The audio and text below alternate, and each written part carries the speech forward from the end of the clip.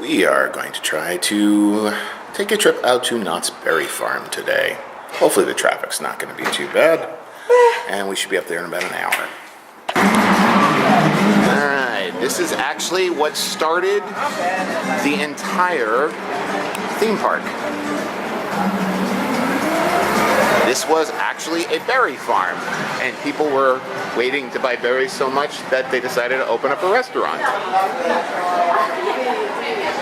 And the restaurant led to people who were waiting for the restaurant needed something to do, so he started to build what becomes the theme park we're about to see.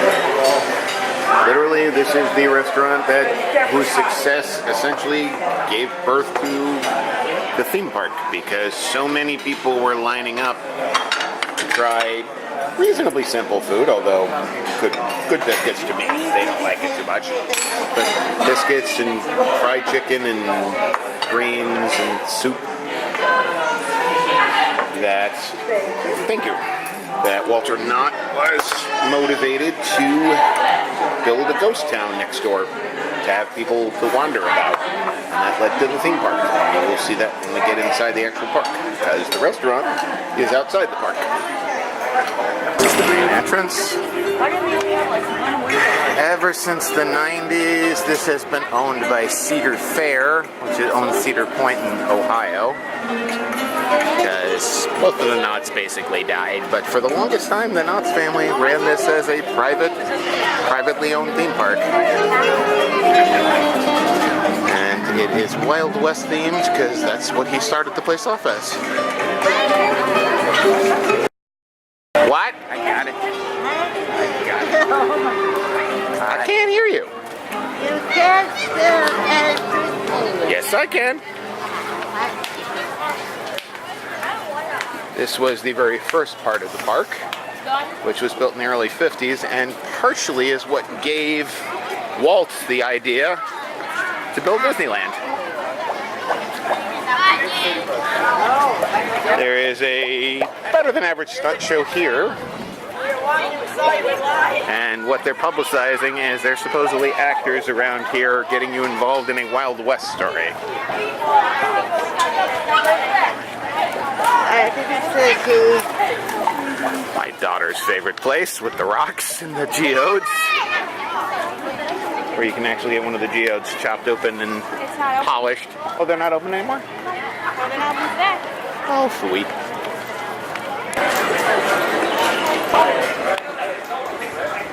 And they've done a really accurate job with this. Including a post town, old newspaper. Probably has something to do with the plot line of Ghost Town Alive. And you don't have to participate in it if you don't want to. And it's a little too hot, so I kind of don't want to.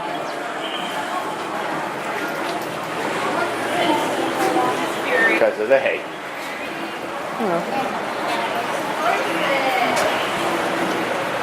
Aww.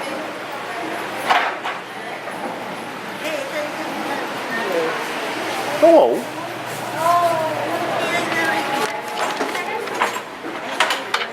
Make sure you put on one at a time, but not through the marks. It has to be over the marks. Okay. His name is Clark. His name is Clark? Hello, Clark. 20-year-old thoroughbred. Who's the donkey? What's his name? His name is Brutus. Oh, Brutus. You interested in saying hi? 2 years old. Nope. You're just going, go away, dude. Okay. And these are not recreations. This is an actual one-room schoolhouse that was brought over here from an Iowa school. Thank you so much. My pleasure. Thank you. I was wondering why I got left behind. I thought, oh dear. It's a warm day, too. It is. Nice and cool in here. Staying hydrated today with plenty of water? No. I heard no. Uh-oh. Doctor's wife's orders. Please stay hydrated. Yes. Okay, we've got a river raft ride and a kind of a gentle roller coaster called the Pony Express.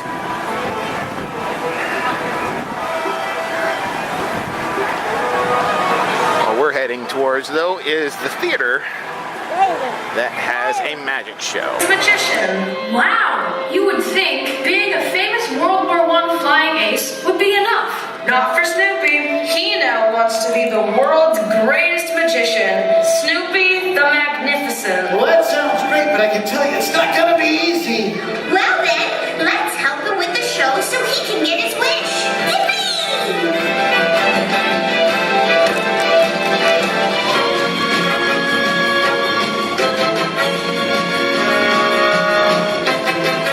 Mr. Announcer, everyone, please.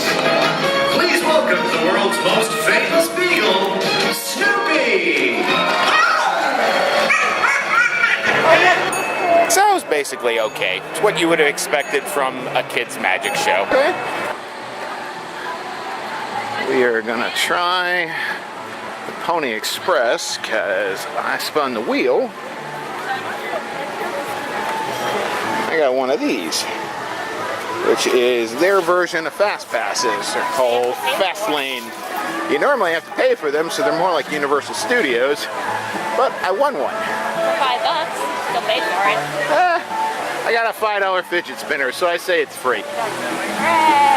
This is a kind of an odd show called Mystery Lodge, which we are not seeing today. Kind of Native American culture, and I wouldn't be able to take any video of it anyway. And this is Pony Express. Here we go. Which is what? Grab onto his ears? Woo! 1, 2, 3.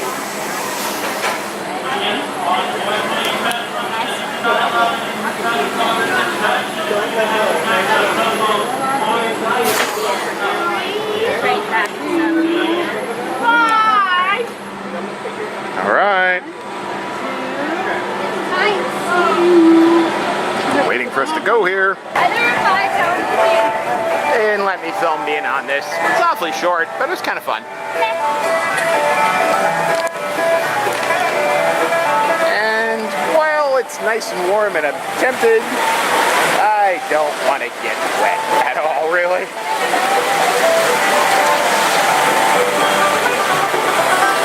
Although I've been on it, it's fun.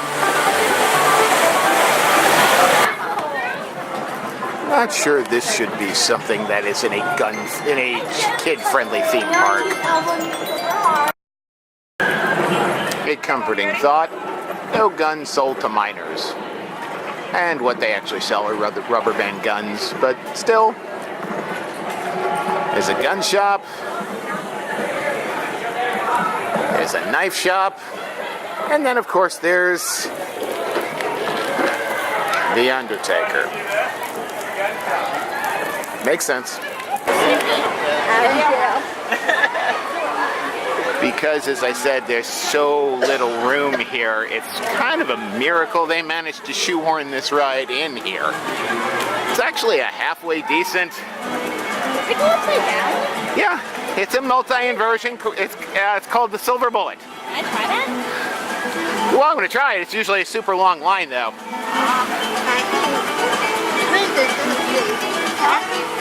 And of course, what's the most distinctive thing, because Knott's has the license for the Snoopy characters, is the kids area, Camp Snoopy.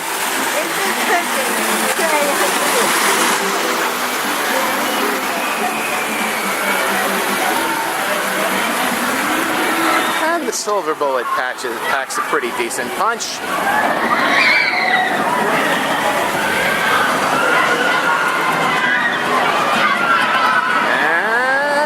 Go. For something that has such a small land footprint,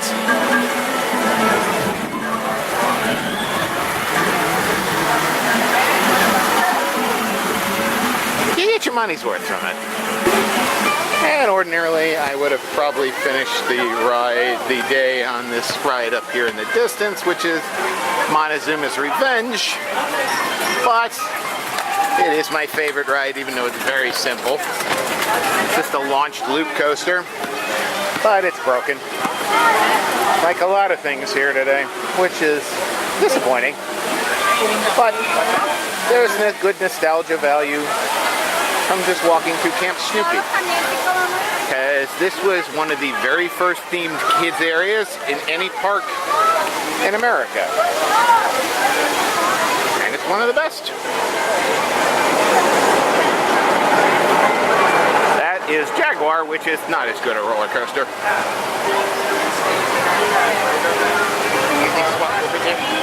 Sure. Remember the outside is Jaguar. And you can get a generally good idea of just how densely populated they have to use their land around here. When this is the intersection of 4 different roller coasters in this one tiny little area. You got Sierra Sidewinder over there with the little teacups. You've got the Silver Bullet that goes out by the front of the park. You have the Jaguar, which comes in from the back, and the loop way there in the corner is Montezuma's Revenge. So in this tiny area, you have 4 of the major roller coasters, because that's what you have to do when you want to have a major theme park that's only 35 acres. And they have exhibits of all of the Southern California missions. And we've got the rock room right over here, as well as over here you have the stagecoach ride and the train. So they squeeze a lot of stuff into one small area.